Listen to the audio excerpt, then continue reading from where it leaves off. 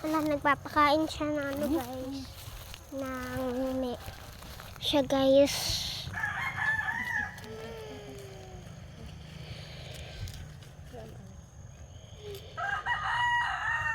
Give mo.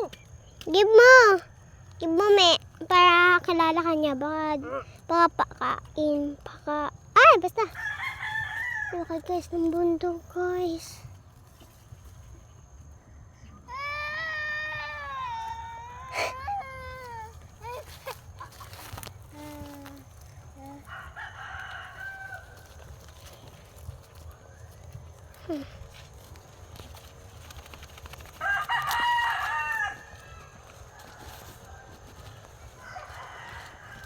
Tigay mo kasi. Iba na kinakain. Ibinibigay ko lang yung kinakain niya guys. Ano, tama na. Tama na be! Ayan,